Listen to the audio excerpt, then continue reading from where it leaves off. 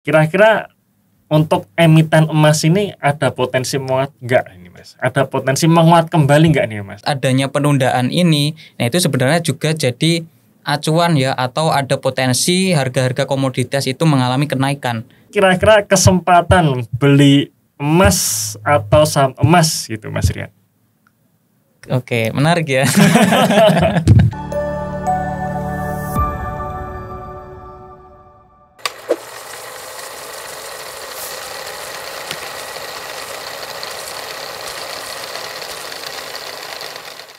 Halo teman-teman investor, ketemu lagi di sesi The Investor Mini Talk ya. Dan kali ini ya bersama salah satu analis kita yaitu Mas Rian Yovika, dan kita akan ngomongin mengenai market nih Mas Rian ya. Ya dan ya kemarin akhirnya Amerika Serikat dan China seakan-akan gencatan senjata lah ya untuk perang tarif sementara waktu. Ya sementara waktu yang ini akhirnya membuat IHSG kita rebound bahkan sampai ya sudah di atas level 7.000 ya. Nah kira-kira sebenarnya kalau kita bicara mengenai sisi makronya, dampak dari meredanya perang dagang ini kira-kira apa aja nih Mas Rian? Oke, meredanya dari perang dagang ini tentu saja ke ekonomi ya Mas Eros. Ya, utamanya tetap ke ekonomi. Kenapa kok perang dagang ini yang mereda itu juga jadi salah satu acuan ya ekonomi bisa menguat gitu ya. Nah karena kan kalau kita lihat ya tarif impor itu kan tentu saja nggak bagus ya buat suatu negara.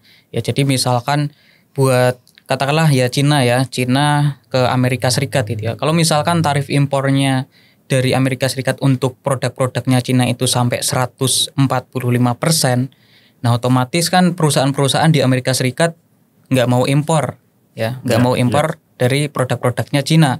Nah kalau misalkan itu terjadi, perusahaan-perusahaan di Cina kan penjualannya bisa turun, ekspornya ke Amerika Serikat kan nanti jadi turun gitu ya. Nah otomatis kalau misalkan terjadi hal seperti itu, ya itu nggak bagus ya Mas Eros buat ekonominya Cina. Buat ekonominya Cina ataupun ke Amerika Serikat itu sendiri sebenarnya. Kenapa? Karena kan kalau tarif impor itu misalkan tetap berlaku dan kemudian dari perusahaan-perusahaan di Amerika Serikat itu tetap impor ya dari produknya Cina, otomatis kan nanti ada potensi harga-harga produk-produk di Cina kan di Amerika Serikat kan itu juga bakalan tinggi Mas Eros. Kalau itu tinggi nanti terjadi inflasi, suku bunga jadi tinggi lagi gitu. Nah, kemudian kalau kita ngelihat ekonominya Cina ya, misalkan ekonomi Cina ini terjadi perlambatan karena perang dagang yang masih panas ya, sebelum adanya penundaan. Nah, jadi kalau kita lihat Cina ini kan ya sebagai konsumen komoditas terbesar ya di dunia.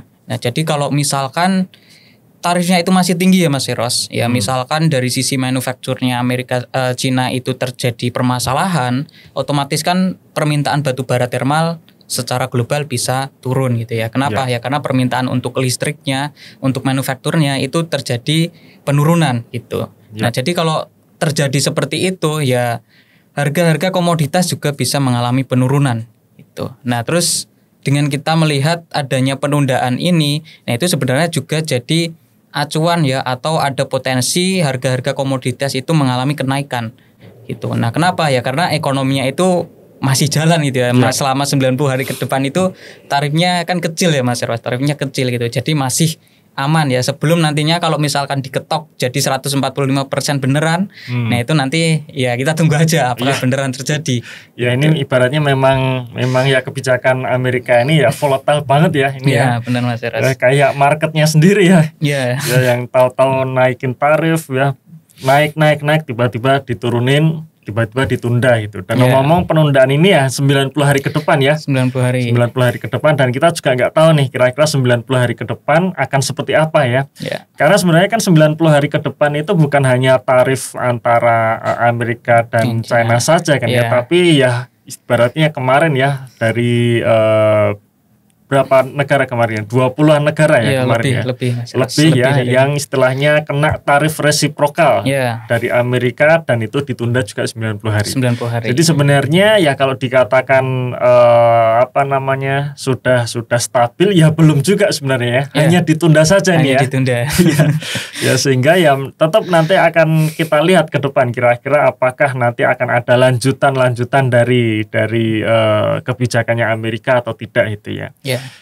Nah, cuman memang menariknya adalah ketika antara Amerika dengan China ya, dua negara adidaya yang saat ini istilahnya sedang mereda perang tarifnya, ini kan akhirnya menjadi katalis positif nih. Ya, instrumen-instrumen investasi yang tadinya turun sekarang mulai rebound nih. Ya, nah kira-kira ya kita ngelihat dulu kira-kira apa saja sih Mas nih instrumen-instrumen investasi yang akan diuntungkan ibaratnya ya dengan penundaan perang tarif ini Mas Rian. Ya salah satunya tetap masuk ya ke saham itu ya Mas Eros ya. Karena kalau kita lihat untuk saham itu sendiri ya di IHSG kan sejak terkena trading halt sampai saat ini itu kan udah naik 20% ya. Dan sejak adanya penundaan tarif itu kan juga antara Amerika Serikat dan Cina itu kan IHSG juga rebound ya, Big Bank kan juga pada naik cukup signifikan gitu. Nah cuman mungkin ini Mas Eros yang jadi permasalahan ya, karena kan kita ya sebagai investor saham juga ya. Nah mungkin permasalahannya itu nanti di instrumen investasi yang nggak diuntungkan. Gitu. Berarti memang ada dampaknya juga ya? Iya ada dampaknya, jadi nggak melulu positif gitu ya, tapi ada yang negatifnya juga gitu. Nah itu masuknya ke komoditas emas. Nah, karena kalau kita lihat ya Mas Eros untuk harga emas kan kemarin ATH-nya ya emas global itu kan ke 3.400-an USD per troy ounce ya. Kemudian dengan ada penundaan tersebut itu kan sempat turun tuh ke sekitar 3.180 USD. Itu turun sekitar 7%-an. Nah, kenapa kok itu harga emas bisa turun? Nah, emas ini kan sebagai aset safe haven gitu ya. Jadi itu sebagai aset yang mengamankan uang yang kita miliki gitu ya. Jadi kalau misalkan kita invest di saham dan sahamnya ini sedang misalkan sentimennya nggak bagus, nah orang-orang kan pada jualan, terus cari aset dengan risiko yang lebih aman gitu ya. Ya contohnya ya emas itu tadi. Nah, terus karena perang dagang sudah ada penundaan itu tadi, ya otomatis di situ risiko ekonomi secara global itu berkurang. Ya, otomatis orang-orang yang punya emas itu pada jualan, itu beralih ke instrumen investasi saham yang memberikan return lebih baik. Nah, jadi untuk harga emas ya itu turunnya seperti itu Mas Eros ya. Jadi ya nggak melulu bagus lah itu dampaknya. Dan itu misalkan emiten emas atau harga emas turun, itu kan juga ada dampak juga ya ke kinerja emiten emas ya. Cuman nggak secara keseluruhan ya, itu di emiten emas saja. Jadi memang ini ya, kalau kita ngelihat dalam ya sebulan terakhir ini ya, bulan April sampai dengan bulan Mei ini, kemarin kita ngelihat harga emas selalu menembus all time high-nya ya. Bahkan kita melihat berita orang-orang pada berbondong-bondong beli emas ya, bahkan antri sampai subuh ya, dari subuh ya, antri dari subuh untuk beli emas gitu kan ya, karena memang sangat hype waktu itu, membuat harga emas baik secara global maupun emas dalam negeri sendiri seperti ya logam mulia antam ini juga harganya ATH kan gitu ya. Nah, tapi akhirnya ya ada koreksi ya. Di sisi lain sebenarnya kalau kita ngelihat di harga komoditas lain ya seperti batu bara, nikel mungkin ya, ini sebenarnya ada potensi rebound dengan katalis positif dari penundaan perang tarif ini, karena tadi yang disampaikan Mas Rian ya, untuk saat ini manufacture di China ini berpotensi untuk melakukan produksi lagi gitu ya, paling tidak selama 90 hari ke depan gitu kan ya. Jadi makanya ini saham-saham batu bara, nikel pada naik ini ya, kira-kira belakangan ini pada naik ya, cuman emiten emasnya turun. Nah sekarang mungkin kita sedikit nih membahas mengenai emasnya ini. Nah ini buat kemarin ya, ini terutama kita bicara mengenai saham emasnya ya. Nah mungkin kemarin ada yang beli saham Antam ya, kemarin beberapa waktu yang lalu kita bahas saham Antam. Memang di dalam membership di investor ini juga sudah kita bahas saham Antam sejak tahun kemarin ya, harganya 1.500-an. Sekarang udah di 2000-an 2000 berapa 500 700 ya, sekitar segitu ya, segitu ya 2000 sekian ya. Nah terus akhirnya koreksi. Nah kira-kira untuk emiten emas ini ada potensi menguat nggak ini Mas? Ada potensi menguat kembali nggak nih Mas? Ya. Setelah kemarin all time high ya. Ya. Kemudian harga saham emasnya pada turun. Menurut Mas Rian gimana nih Mas Rian? Ya itu tetap kembali ya Mas ke kinerja perusahaan. Sebenarnya itu tetap kembali ke kinerja perusahaan dari tiap emiten emasnya itu tadi.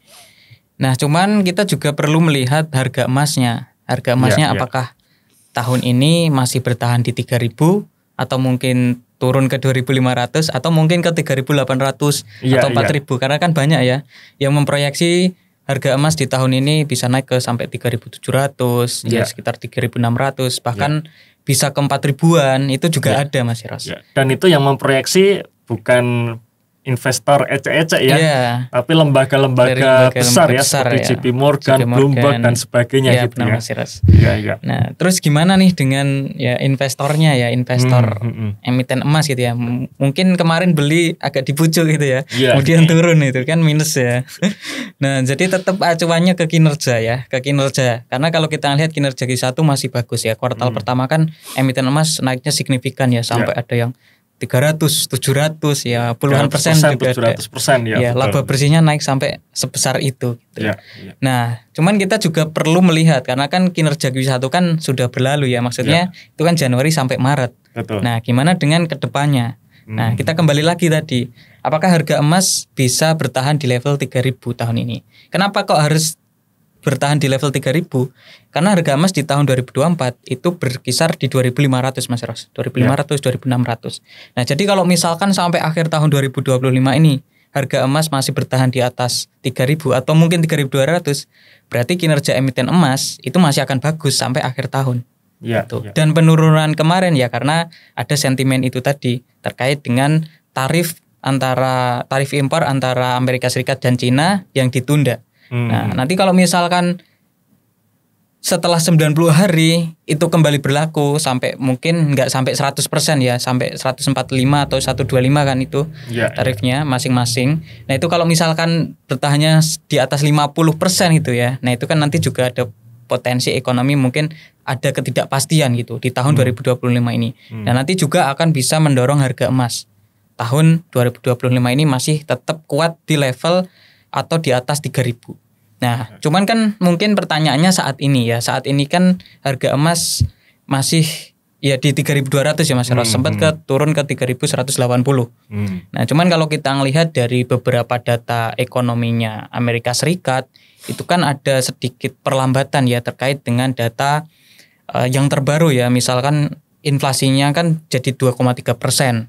Nah, kemudian dari indeks PPI-nya ya untuk producer price index-nya kan juga turun ya, turun. Kemudian retail sales-nya itu juga mengalami perlambatan. Nah, kalau itu mengalami perlambatan, nah otomatis ya ekonominya kan melambat ya Mas Ros. Kalau ekonomi melambat dan pemerintahnya Amerika Serikat berharap ekonominya menguat, berarti kan di situ harus ada pemangkasan suku bunga.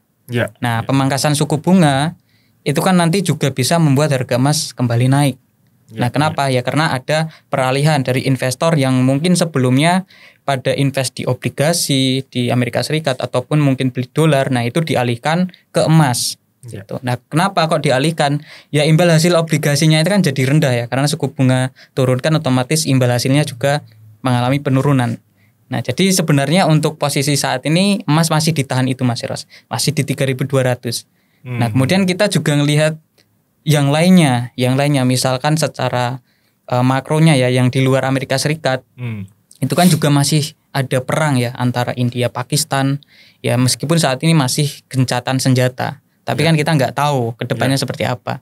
Kemudian dari perang Rusia Ukraina, kemarin presidennya Rusia, Vladimir Putin, itu kan sebenarnya ada rencana gitu ya atau mau melakukan negosiasi damai di Turki Mas Eros. Itu dilakukan sama presidennya Ukraina. Ya, jadi ada potensi buat negosiasi damai. Cuman ternyata Putinnya ini nggak datang, yang datang itu perwakilannya. Nah, jadi di situ ada atau memperlihatkan bahwa memang Putin ini kayak belum mau damai gitu ya, mungkin ibaratnya seperti itu, karena dia nggak mau datang gitu, nggak ada niatan benar-benar datang. Padahal kalau Putin ini datang Mas Eros, itu Donald Trump itu juga mau ikut datang ke situ. Nah jadi perangnya mungkin nanti sudah mungkin selesai atau mungkin sudah ya damai gitulah ya, sudah ada perbaikan daripada sebelumnya. Nah kalau itu terjadi, harga emas kan juga bisa turun ya, karena kan ekonomi secara global menjadi lebih aman gitu. Nah cuman karena Putinnya itu yang nggak datang, yaitu harga emas masih kuat Mas Ros. Dan itu juga didukung sama ekonominya Amerika Serikat yang melambat. Jadi itu untuk jangka pendeknya seperti itu, sampai nanti nunggu ke tarif penundaannya itu 90 harinya. Kalau misalkan gitu nanti naik ya harga emas naik lagi ya, gitu naik ya. lagi. Ya, Oke, jadi memang kesimpulannya untuk kita para investor saham emas ya berarti memang kita fokusnya di kinerja emas kan gitu kan ya. Kinerja emitennya ya. Nah, dan kinerja emitennya itu sendiri juga dipengaruhi oleh harga emas itu sendiri. Yang dimana harga emas ini ya kalau kita bicara mengenai harga emas ini bicara mengenai makro ya, makro khususnya Amerika maupun juga negara lain. Yang dimana Amerika seperti yang disampaikan Mas Rian tadi kok kayaknya belum pulih gitu ya. Kayaknya belum pulih, semua data-data makronya turun dan ini berpotensi untuk menurunkan suku bunga yang dimana kalau suku bunga turun biasanya harga emas ini juga terdorong naik gitu ya. Oke, menarik. Jadi potensi harga emas naik itu masih ada berarti gitu kira-kira ya Mas? Masih ada ya. Oke. Jadi ya jangan khawatir nih ya buat teman-teman yang apa namanya yang pegang emiten emas kemudian mulai takut dalam artian mungkin kalau teman-teman yang sudah beli di bawah ya oke aja gitu kan ya. Cuman kan biasanya teman-teman yang beli di bawah pun juga takut kapan jualnya gitu Mas ya. Wah, kapan jualnya nih, sekarang atau nanti mumpung cuan 50% gitu kan ya dan sebagainya, atau masih di hold lagi kan gitu. Nah, jadi di situ teman-teman bisa menghitung lagi ya tentang bagaimana valuasinya, bagaimana potensi kinerjanya ya. Dan ya memang bisa dikatakan yang namanya semua aset itu tidak selalu naik ya Mas Rian ya. Ya habis naik ya pasti akan ada koreksi dulu sebelum akhirnya nanti makin naik lagi kan gitu kan ya. Berarti kalau menurut Mas Rian nih kira-kira kesempatan beli emas atau saham emas gitu Mas Rian? Oke, menarik ya. Ya, disclaimer on ini ya teman-teman ya. Oke, kalau dari saya sih masuk tetap di emiten emas Mas Iras. Emiten emas ya. Emiten emas ya. Kenapa? Karena ya kalau kita invest di saham itu kan kita keuntungannya kan double ya. Beda kalau kita invest atau beli emas, itu kan ya kita cuman untung di kenaikan harganya. Nah, kalau kita invest di saham ya emiten emas ya kita dapat kenaikan harganya. Harga sahamnya itu kan juga mengikuti harga emas ya. Kalau naik itu naik. Nah, di lain sisi perusahaan tersebut kan ada potensi bagi dividen. Nah, jadi juga menarik ya Mas. Jadi keuntungannya kan bisa double gitu. Ya, apalagi kalau misalkan dilihat dari sisi kenaikan secara harga, biasanya saham ini kenaikannya lebih tinggi ya dibandingkan harga komoditasnya itu sendiri ya. Tapi memang kecuali kalau memang kita yang istilahnya suka koleksi emas ya mungkin beda cerita kali ya. Nah, tapi ya menarik ini ketika terjadi koreksi saat ini ya sebenarnya kita juga di sosial media kita juga sudah kita share ya kemarin ya bahwa ketika masyarakat euforia pada beli emas antri dari subuh ya sampai stok di beberapa butik emas ya atau di beberapa toko kosong. Nah, harusnya kita diem dulu kan gitu. Kita diem dulu, nah baru ketika terjadi koreksi ya baru kita bisa mulai akumulasi lagi gitu ya. Jadi memang ya momen yang tepat menurut saya untuk kita mulai mengkoleksi lagi entah itu emas atau saham emas itu ya. Tapi ya sekali lagi harus dianalisa dulu. Nah, kebetulan di dalam watchlist di investor ini ada dua sebenarnya emiten emas, yaitu Antam dan juga Archie ya, yang dimana nanti rencana akan kita bahas di webinar bulan ini. Jadi pastikan nih buat teman-teman yang mau mengetahui bagaimana fundamental story dari emiten emas ini, teman-teman bisa join membership kami ya. Linknya di bawah ini ya. Nah, oke. Terakhir Mas Rian ya, mungkin pertanyaan terakhir ini yang juga cukup ramai, cukup menjadi perhatian, yaitu mengenai royalti. Nah, royalti ini kan juga ya maklum lah ya, pemerintah kita kalau misalkan ada komoditas yang diuntungkan, ya pastinya tarif royaltinya dinaikkan ya. Menurut saya itu sih wajar ya teman-teman ya, wajar karena sumber daya alam di negara kita memang harus dikuasai oleh negara untuk kepentingan negara ya. Ya tinggal nanti pendistribusiannya kan ya, jangan sampai dikorupsi, itu aja. Tapi tetap ketika komoditas yang kita miliki harganya naik, royaltinya pun akhirnya dinaikkan juga nih. Ya, apalagi peraturan terbaru ini. Nah, ini kira-kira dampaknya gimana nih dengan kinerja emiten Mas Rian? Gimana Mas Rian? Oke, untuk dampaknya tetap ada ya Mas. Yang dampak negatifnya pastinya tetap ada. Cuman ya kabar bagusnya kan harga emasnya itu juga tinggi ya. Jadi harga emas yang tinggi, pendapatan perusahaan juga besar. Yang itu untuk sebagiannya membayar royaltinya. Nah, kalau kita lihat peraturan pemerintah yang sebelumnya ya di tahun 2022 ya, itu kan untuk tarif royalti untuk harga emas di atas 2000 USD per troy ounce ya. Itu kan tarifnya itu mencapai 10% Mas Eros. Nah, kemudian yang terbaru yang baru diresmikan untuk tanggal 26 April ya 2025 ini, itu untuk harga emas di atas 3000 USD per troy ounce itu kena tarifnya sampai 16%. Gitu. Nah, itu kan juga sesuai dengan harga emas saat ini. Harga emas kan ya 3.200. Otomatis kena yang itu, yang paling tinggi ya, sampai 16%. Betul. Gitu. Nah, dengan kenaikan tarif royalti dari 10 ke 16%, nah apakah ada dampaknya? Nah, tentu saja ada dampaknya Mas Ros. Jadi tetap ada dampak negatifnya ke perusahaan tersebut. Cuman ya kita perlu cek juga, karena untuk tarif royalti ini kan nggak semua emiten emas kena Mas Ros. Jadi itu sebenarnya yang kena itu ke emas sebagai logam utamanya, atau dari penambangan emas yang jadi logam utama kemudian baru dijual sebagai atau mungkin diproses jadi emas batangan. Nah, kalau ke emas batangan itu nggak kena, tapi yang baru diproduksinya ke penambangan yang jadi emasnya itu yang kena itu. Nah, kita juga perlu ngecek apakah emiten emas yang A, yang B itu seperti itu. Apakah memang dia produksi emas sendiri atau dia beli terus dibuat mungkin jadi emas batangan atau yang lainnya baru dijual. Nah, itu kita perlu cek juga. Ya, karena memang kalau untuk produksinya itu otomatis kan royaltinya besar tadi ya Mas Ros, sampai 16%. Nah, gimana dampaknya ya secara laba bersih ya, saya juga pernah ngitung juga ya Mas Ros ke salah satu emiten gitu ya. Nah, itu laba bersihnya juga cukup lumayan turunnya ya. Jadi misalkan kalau secara normal katakanlah tarifnya masih 10% ya tahun ini.